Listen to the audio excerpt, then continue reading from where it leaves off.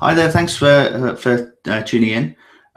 My name's Carl Rivers. I'm the network manager for Biddenham International School in the UK, and I also do some work for Bedfordshire Borough Council. And something else I also do, I run the website ClassThink.com, which provides free technical news and information for teachers and schools. And there's loads of stuff on there about Chromebooks and Google Apps and that sort of thing. So I'm a network manager, so I've got a sort of a bias towards sort of the technical aspects of things, but I'll be touching on some of the curriculum aspects of Google Apps and Chromebooks as we go through. So I'm going to be talking mainly about why we've switched from quite a mature Windows-based network. We've got something like 700 desktops to pretty much within 12 months or so moving towards using Google Apps and Chromebooks as our primary way of teaching tools, and some of the things how we went about that, and some of the challenges we found, that sort of thing. There should be a question and answer box somewhere around your screen, so if you've got any questions, feel free to put them in that box, and after my bit, I'll try and answer as many questions as I can. But if you think about something you'd like to ask afterwards, feel free to go to ClassThink. There's a forum on there, and you can put some information there. I can get back to you. I always do my best to try and make sure that I keep up to date with that as well. Okay, so I'll tell you a bit about the school where I work and sort of where we were really 12 months ago. We're in a fairly rural part of the UK. We've got about 800 students and around about 100 teachers. And we've got a setup that you might expect. We've got around 700 Windows desktops. We run Microsoft Exchange for email. We've got SharePoint, VMware. We've got a complement of 3 really good technicians. And so we're running things that what I would call traditional software, nothing too out of the ordinary. But the thing is that was all running really well, really successfully. Things were ticking over nicely. So one of the questions I get asked quite a lot is, why would we move from that to doing something completely different? So the initial seed of the idea came from a research project that we did, and we were actually looking at the time at using iPads in the classroom. But what we found was through through the periphery of that research project was that most of the work that students were doing was things like Word, Excel, PowerPoint, and Internet. Fairly standard stuff, but not much innovation happening. And we were also the money we were putting into computer hardware wasn't justifying what was happening. And how the computers were actually being used. So we wanted to try and remedy that.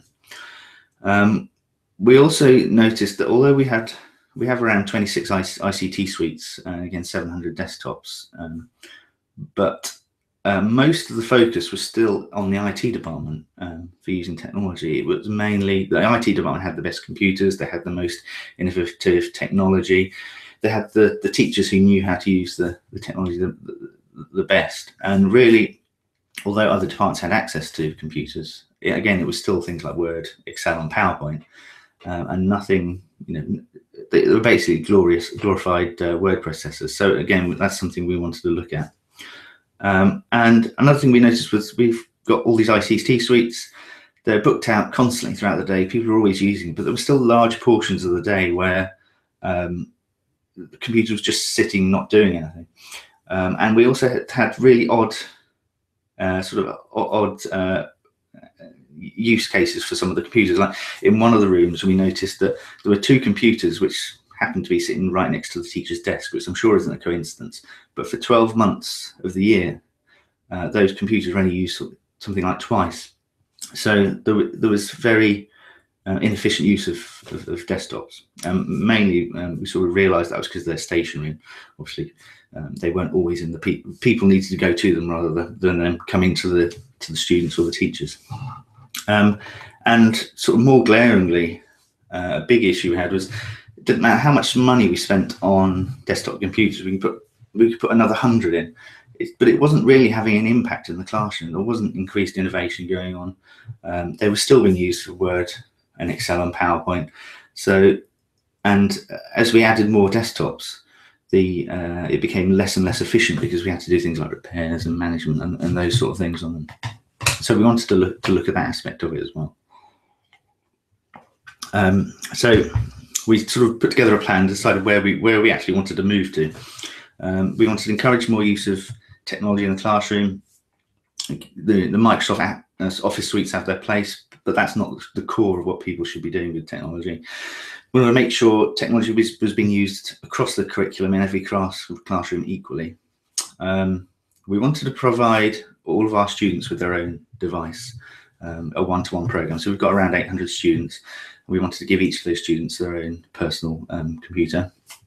We wanted to do it from the current school budget.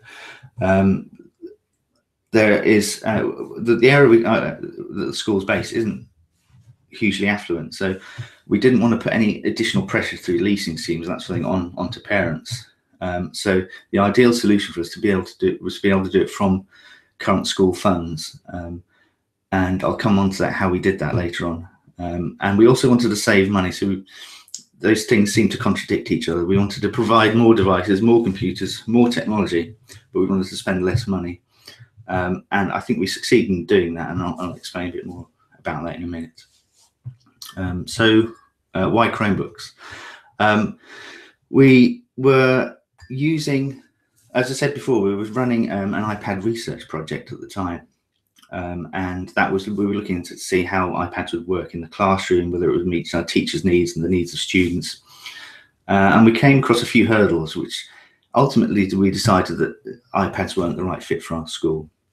They're quite expensive, so we would need to look at sort of iPad leasing schemes, that sort of thing. There are things where if you're using one-to-one devices, sharing, it works fine, but if you're just using shared devices in the classroom, it can cause real issues with things like data protection, students having access to other students' work.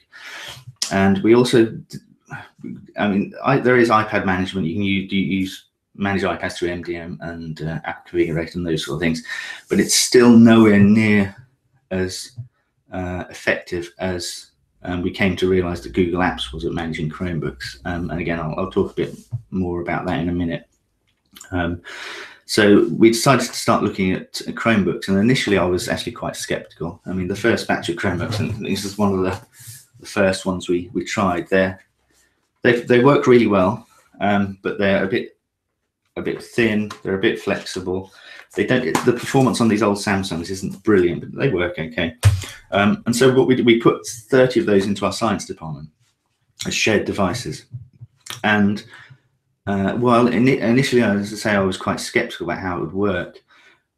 We actually found we were really surprised by the usage that they were getting. The main benefit that we saw in the classroom almost immediately is that it changes the way having an instant on device. I mean, when you open this up, this one's not powered up at the moment, but when you open these up, they're literally onto a log on screen, and you can be on the desktop within 10 or 15 seconds. What we found was that completely changed how teachers could use computers in the classroom. Interestingly, in the science room, there was we have got I think it's 20 desktops, Windows desktops, and we had a set of 30 Chromebooks. And the students and teachers generally prefer to use the Chromebooks over the Windows desktops, because when you go to use a Chromebook, you can immediately open it and you can immediately be working. With the Windows desktops, even if you've got super speedy ones and are really well optimized, you can be sitting there for 10 or 15 minutes before you can actually get on and start working.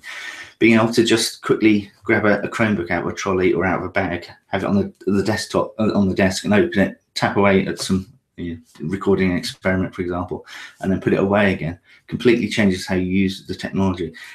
And more than anything, that's one of the biggest advantages of using Chromebooks that we've seen. Another advantage is that Chromebooks are really, really cheap. I'm sure if you've seen some of the retail versions, they're very cheap. But if you're buying in bulk for your school, they get really, really exceptionally cheap. The Chromebook we've been looking at this year is the Toshiba Chromebook 2, which compared to the older Chromebooks, they're fantastic. They've got a 13-inch screen, really great keyboard. They look like a MacBook Air. They're a bit more solid than the older models, and we can get one of those for something like £150, which is for be able to provide a student with a full laptop with an office suite and internet access. It's just amazing. One of the things we did was compare it to how much a Windows desktop was costing. At the time, including software licenses, we were paying something like £450 for a Windows desktop. For the same price, we can get 3 Chromebooks. So for the same amount of money, we can have impact 3 students' learning experiences, as opposed to one with a Windows desktop. And the benefit of the Chromebooks is they're portable as well, so they can take them home. And the same device they use at home is the one they use at school. So it's not just a static thing in the classroom. It really does have larger advantages than that. But there are also a lot of costs that we try to take into account as well, like infrastructure costs. Chromebooks don't require any servers, so as long as you've got a Wi-Fi connection, they just work. Using Chromebooks, we could take out we can reduce the cost of server management, licensing, backup costs, data storage. To give you an example of the data storage costs we were spending, we would pay something like £5,000 for a 16 terabyte stand storage device with redundancy, backup, and that sort of thing. Google Drive provides the same storage for free, and you have infinite storage. So every teacher, every student has an infinite amount of data they can store and share. It's just sort of a no-brainer really in terms of server costs. Also, the cost of the Chromebook changed how we've looked at technology in general. Usually when you have a desktop in a classroom, it's or even a laptop, there's sort of this precious gem that sits in the corner and is looked after brilliantly. And if a student, cracks the screen or drops it on the floor, it's the end of the world, and the world collapses on top of them, and there are huge costs involved and all this sort of things. With the Chromebooks, we almost look at them as disposable devices. The parts are so cheap. For example, this Chromebook here, we can get a replacement screen for this for around about £20. And we can do the repair in-house for free. It literally takes 5 minutes. There's no very little time that it takes at all. And in terms, it changes the way students and teachers interact with the technology, because they're no longer this precious thing which must be looked after really carefully. They become, how I always feel technology should be. They should be a little bit scrappy, a little bit dog-eared. They should be sort of like a notepad you throw on the sofa and grab when you need it and put it away again. They don't become these sort of precious gems of inaccessibility. They become something that's far more tangible, far more something that fits into the way students and teachers actually work in the classroom. And the low cost of repairs and the low cost of the devices means that we actually, when we were looking at insuring the devices, we decided against it, because the cost of the insurance almost doubled the cost of the device, and effectively it's cheaper for us just to buy a new one than it is to insure a fleet of 800 Chromebooks annually. So it just changes how you use the devices in general, and the management of them as well. One of the things we were really worried about with the iPads was that there's management tools available, but I personally found them a bit of a nightmare to work with. The Chromebook management stuff, if you've used Windows Active Directory before and group policy, it's like a simplified version of that. You can really get under the hood of the Chromebooks and control what students can access, what they can't, what apps are installed and what isn't installed. And you can do things like controlling the network settings remotely. And to give you an example of how efficient it is, I pushed out the Google Classroom app to all 600 Chromebooks a couple of months ago. And I did it sitting on my own Chromebook at home on my sofa. It literally took 2 or 3 seconds, a few clicks, and it was pushed out to all the Chromebooks, and everyone in the school had access to it. And it's the same with any other apps. I mean, on the Chromebook. With Windows, we would, if we wanted a teacher wanted a new application installing, we would they bring the app to the software to us. We'd have to virus check it. We'd have to make sure it worked with all the kit we've already got. We'd have to book out technician time to go into the classroom and go around the computers if the remote install it didn't work for some reason, and it's a real pain. And that really slowed down how teachers could innovate with apps in the classroom. With the Chromebooks, every single app is managed centrally through the Google Apps management console. So it literally takes a few seconds to install each app. And if you wanted to, you can install 100 apps in a go. And it completely changes how teachers can use apps. They can be using something on their own Chromebooks and think, oh, I like this. Come into our office, say, can I have this on the Chromebooks? And we can check it quickly and push it out to the class within a few minutes.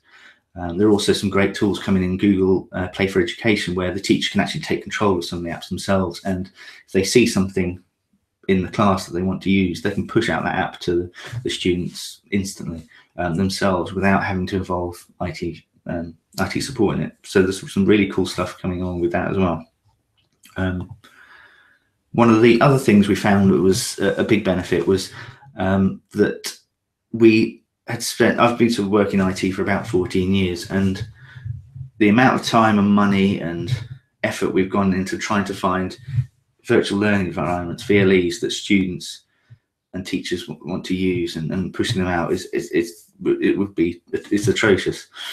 Google Apps provides most of the tools that students and teachers need, and that you would expect from a VLE. One of the things I've always thought about virtual learning environments is that what people really want, what teachers really want and students really want, is they just want to be able to do the same stuff they do in school at home. We've spent time trying to force people to use these other bits of software that sort of sit outside of what we're doing, and it hasn't really worked.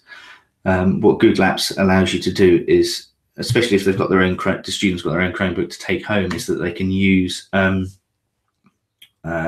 can use the Chromebook in school, and when they go home, they're using exactly the same tools, the same software, the same apps. You don't have to worry about whether they've got access to Word or Excel and that sort of thing at home. And it just completely streamlines how students access technology. So how did we do it? Well, the initial thing we wanted to do was provide every student and teacher with their own Chromebook, and initially that sounds like an impossible feat. We can't possibly provide 800 students with their own device. But when we actually started to look at the costs, the cheap nature of the Chromebooks meant that we could, by just taking, instead of refreshing 2 ICT suites, which we usually do annually, taking the cost of that and just shifting it over to Chromebooks, we could provide an entire year group with their own devices. So by going from 2 ICT suites and all the server management and backup and all this sort of stuff that's required, we could go to having an impact in the learning experience of every single student of that year group. And once we realised that, we sort of understood that this is something that we can't sort of turn down, really. And there were a few things we sort of started to do. So we started to remove services that we normally manage internally, like Exchange and SharePoint, and start replacing with Google Gmail and Google Sites. And because they're all built into the sort of the Google Apps experience on the Chromebooks, everything became seamless. The things that we would struggle to get people to use previously, or trying to encourage them and force them to use, they just started using organically. If you've got a student logged into a Gmail account, they're far a lot more likely to go up to the little menu in the corner and explore, what's this Google Sites, what's Google Classroom, and just have a look around and explore these things, rather than them being completely separate things that you've got to sort of do training sessions and force people to use these sort of stuff. So where are we now? So we're in a situation now where we have on our Google Apps Den, we've got about 2,000 Google Apps accounts, teachers, students across several sites. Teachers and students are using Drive, Sites, Gmail and Classroom regularly. And by this September, we will have over 600 Chromebooks deployed across years 9, 11, 12. And moving on from that, hopefully next year we should have every single student with their own Chromebook. So it's been sort of, with the Chromebooks themselves, it's been a 3-year plan really. We've sort of stepped through. But we have been using Google Apps for about 4 years now. And as part of that, because the bulk of the legwork of ICT stuff, all the word processing, all the the Excel and PowerPoint, those sort of things are now being done on Chromebooks. We're actually starting to reduce down the number of ICT suites we've got. So at the moment we've got around 26 ICT suites of 10 or more PCs. And we're hoping at some point in the next couple of years we'll get that down to around 8 ICT rooms, primarily high-end ICT suites focused on areas that the Chromebooks don't quite cover yet, like media, IT, and art and those sort of things, doing video editing and that sort of stuff. So that's going to be something that's going to be quite exciting as well. So the impact we've seen, as I say, it's really only been, it's been less than 12 months so far since we've had sort of 400 Chromebooks out, but we're already starting to see some really mainly anecdotal information coming back to us about how they're being used. Some of the things we've noticed as a technical team is that we're now starting to get students coming to us asking us to give them access to particular apps and that sort of thing. So before, it would either be the teacher or we would put the apps on the desktop. We've got students saying, oh, I need to do this, I need to create a podcast, or I need to edit a video, how can I do that? Can you put this app on for me, and I'll use this. And because of that, we're getting teachers coming to us to learn more about how technology is being used. So for example, we had a teacher a few weeks ago came to us and said, oh, how do I do podcasting? My students are asking me how I want to do podcasting, but I'm not sure how to do it. And so we could go through that with them. And we're seeing a real surge in innovation coming from students. So all of this is now being pushed from the student rather than being pushed from us down, which is really exciting. It's really we're really starting to see that students are taking control of their learning and the type of technology they're using in the classrooms, which is really good. And we're also starting to see Chromebooks being used throughout subjects. So they're obviously portable, but what it means is that because students have them with them every day, if they're in an English lesson or an RE lesson, they can just pull them out whenever they want to use them and start using them in the lesson for doing typing or research and that sort of thing. So that's been really good. We have had quite a few challenges. One of the initial challenges when we started out was changing job roles, because obviously if we're effectively outsourcing some of our technical knowledge to Google, we had some concern within the IT department about how that would affect jobs, and I think we've resolved that, and I'll come on to that in a minute and just explain why and how we resolve those issues. There are also some concerns about the cloud. One of the first things people say to me is we say we're going all out with Google Apps is how do you make sure your data is safe? Do you know where it's actually being stored? Do you meet the data protection requirements? We're effectively storing a lot of information off-site now, and these are some of the things we were concerned about initially as well, and we sort of thrashed out with Google directly. And there are now some government guidelines and information that you can look at. What I'll do, I'll just pop a link in the side of the presentation here, and hopefully you should be able to see it. I haven't tried this before. So in a second, you should see a little pop-up at the side of the menu. If you're in the UK in particular, you can now, there are official documents that companies like Google and Microsoft have filled in, and they explain step by step if they meet the data protection requirements of your school. So hopefully you can go to that. So if I just click that, hopefully it should appear for you. And now you can look into that from there. But without going into too much detail, because I don't have a huge amount of time, once we'd gone through that process, we became really happy that actually our data was safe with Google. We understood that we own all the information that we've stored there. And Google Apps has now become, rather than this separate thing which you usually have with virtual learning environments, for example, we consider it part of our network. It's part of our infrastructure, even though it's hosted somewhere else and being run elsewhere. We own it, and it's our Google Apps setup. One of the things we also was really important to us is strong support from senior management. From proposing the initial project all the way through to pushing it out, we've been really strongly supported by our senior management, and that's really key. If your senior management aren't supportive of it, then you're not going to get anywhere with it. So that's sort of a key thing. Also, we found that when we initially suggested the project, a lot of teachers were concerned that they would be sort of left behind, that the students would become more and more familiar with the technology, particularly with the Chromebook. So the first thing we did before we actually gave Chromebooks to students is we issued Chromebooks to every member of our staff and had them using Google Apps accounts as well. And I think that made things a little bit more comfortable for them. It wasn't something completely new. They weren't coming back on the first day after term and all of a sudden all the students had Chromebooks. It was something we sort of controlled very carefully, how we pushed out to everyone.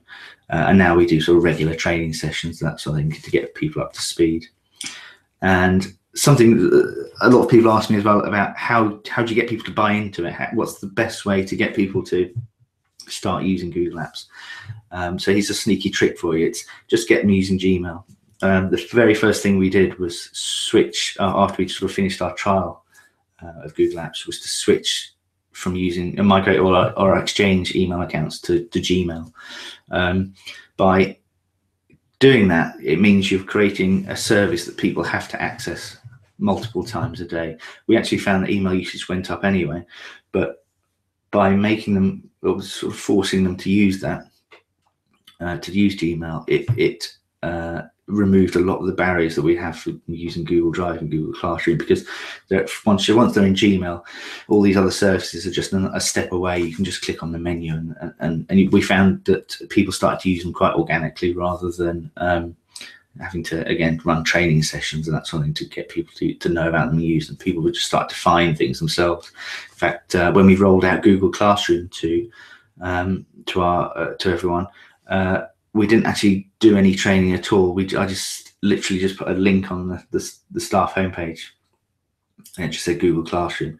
Very quickly, without mentioning it, without sending out any emails, people just started to use this link, and it didn't require any sort of any management overhead or training or anything like that. And then following on from that, to get people more comfortable with it, we did do some training sessions later on.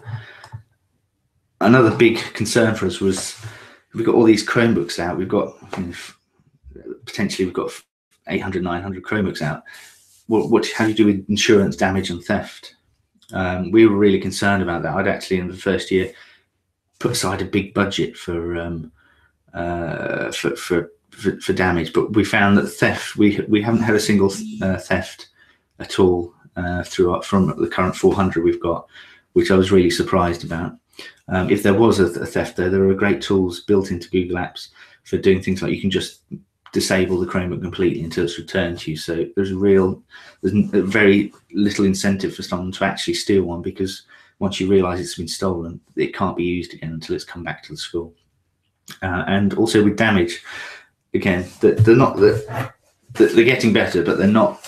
They're still fairly cheap laptops, so they're still fairly flimsy, a little bit clicky. You're not buying a MacBook Air or something. But what we found is that because the costs of repairing them are so low, we've actually been spending less on repairing Chromebooks, or even though the volume of repairs is higher. We've been spending significantly less time and less money actually repairing them than we would with our fleet of Windows desktops. So that's been quite exciting as well. And generally what it means for me and my team as technical people is that we're spending less time managing an Exchange server and SharePoint and those sort of things, and more time being able to provide innovative solutions for teaching and learning in the classroom. And that's sort of where we've moved. Our job role has shifted from being responsible for managing technology to actually researching and finding new technology that students can use in the classroom, and that's been the most exciting thing for me personally. So I've sort of coming towards the end of my time there. If you're in the UK, Biddenham International School is a reference site for Google technology. So if you would like to come and visit or have a chat about anything, feel free to get in touch with me. You can access, you can get in touch with me through ClassThink.com is probably the best way. There's a little form on there, or ask on the forums. And I'll be happy to, you can come and have a look at our site, have a look around, see what we're doing. If there are any questions, let me just see if we have any questions through. Yeah, I don't think we've had any questions, but if you do have any questions you can think of later on, again, visit ClassThink.com. I'll be more than happy to sort of interact with you there and see if we can help you out with things. And so as I say, there's a ton of information about Chromebooks, how to use them, how to set them up, and iPads as well on ClassThink.com. So please feel free to visit and have a look there, and just let me know what you think of it. All right, thanks very much. I'll see you soon.